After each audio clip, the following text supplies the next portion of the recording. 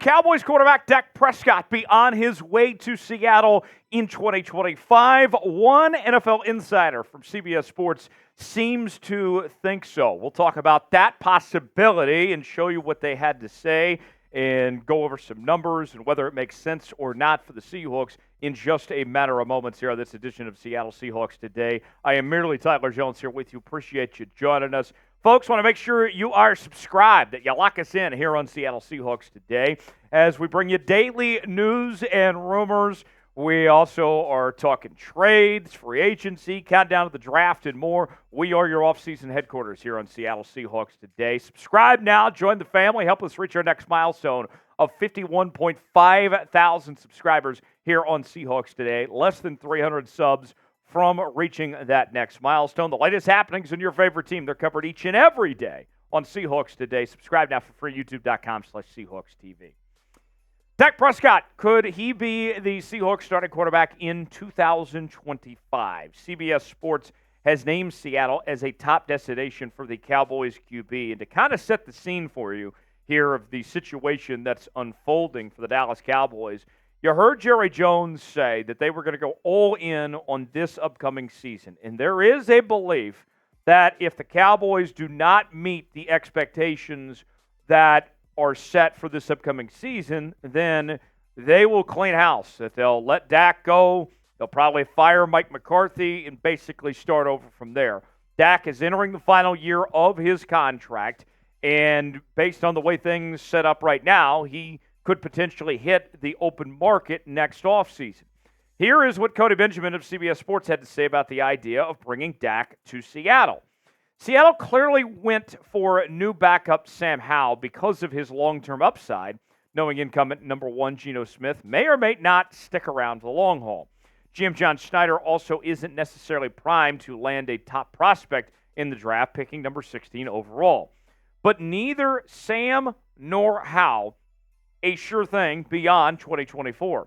Odds are Seattle will be exploring the quarterback market again next off-season. More from Benjamin. If new coach Mike Macdonald has the defense back on track, a team up with Prescott could be appealing to both sides, especially if weapons like DK Metcalf are still at top speed.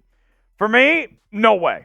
No way this is going to happen, nor should it happen, quite frankly. The Seahawks, I think, when we take the next step for the future of this Seahawks team in the post-Geno Smith era, the best option is to go find a young franchise quarterback, and then you get, in theory, them for their entire careers, get to take advantage of the cheap rookie contract, which did wonders for the Seahawks with Russ many years ago, which helped build the team around said quarterback. You're looking at Dak Prescott, folks. He's going to be looking for somewhere around $60 million. That's going to put some limitations on what you can do elsewhere. I don't have any problems with Dak, to be honest with you. I think Dak's a top 10 quarterback, and I think that he is kind of underrated of sorts. He kind of is the fall guy for a lot bigger issues with the Dallas Cowboys. When you talk about his incompetent head coach and Mike McCarthy and Jerry Jones, Dak gets a lot of unnecessary blame. I like Dak, but I don't like him for $60 million. Now, let's ask you guys, should the Seahawks sign Dak Prescott in 2025? It's our pinned comment today. Weigh in, tell us what you think. Why for yes, in for no, if Dak should be a Seahawk or not. Today's show is sponsored by Game Time. Game Time, the place to go for tickets to sporting events, concerts, theater productions, comedy shows, and more. The best seats for the lowest prices guaranteed. Prices even drop when the events get closer. So if you're waiting till the 11th hour to go to the game or event that you're looking at, you can do so in a drop of the hat with Game Time, folks. Here's how it works. Choose the game you want to go to.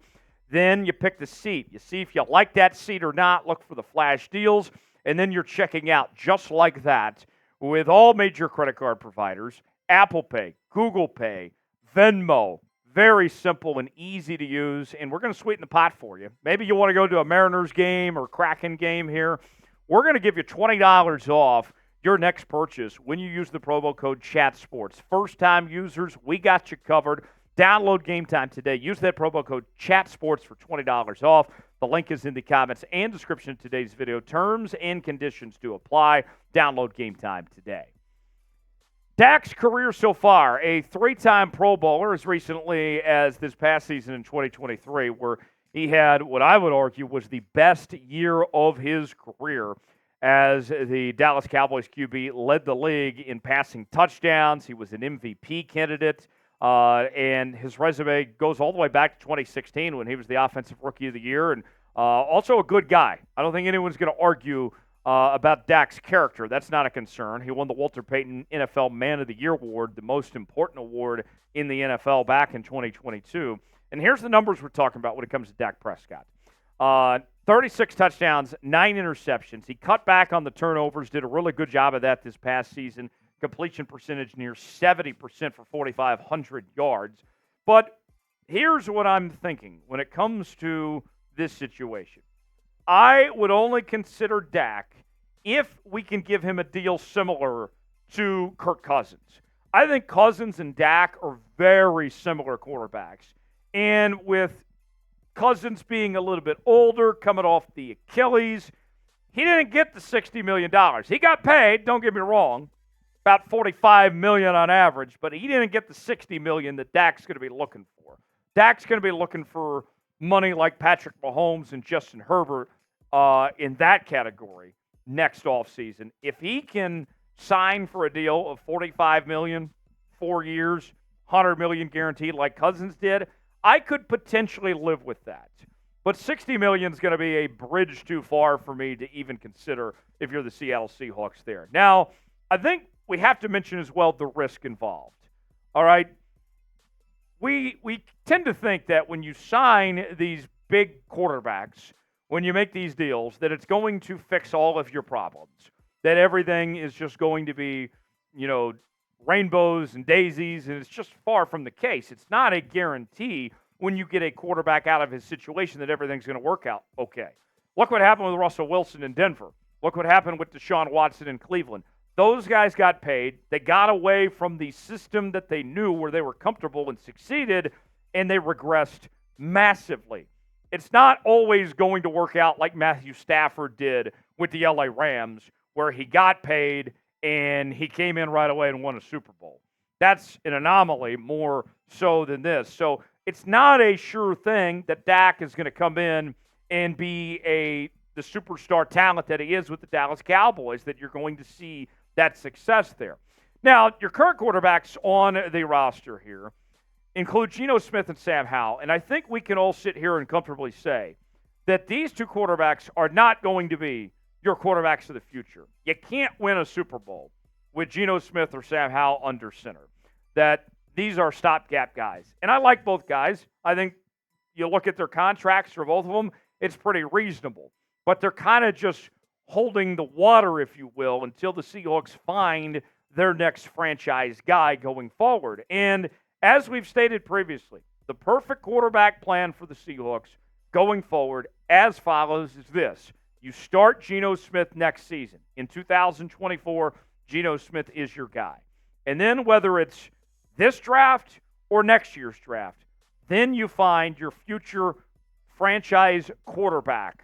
I know that we've heard the Seahawks are very interested in J.J. McCarthy, although it would be unlikely that happens. You'd probably have to trade up. We've heard discussions about Michael Penix potentially in this year's draft as well.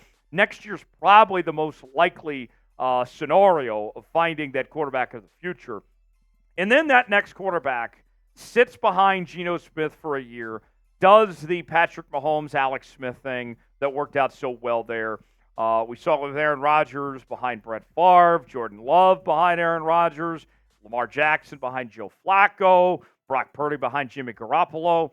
Time and time again, that is the best plan of success to set up a quarterback to succeed, is doing it that way. And when the Seahawks do find their future franchise guy, that's how it should be as well. Geno is mature enough and a great enough teammate to still be that guy to hold on to that job till that next quarterback is ready. Who will be the Seahawks starting quarterback in 2025? Will it be Geno? Will it be Sam Howell? Will it be Dak Prescott, for that matter? Weigh in the comments section. Tell us what you think. For more Seahawks coverage, subscribe now as we bring you daily content you can't get anywhere else. Best part about it, it is free. Subscribe now to Seahawks Today. We'll see you next time.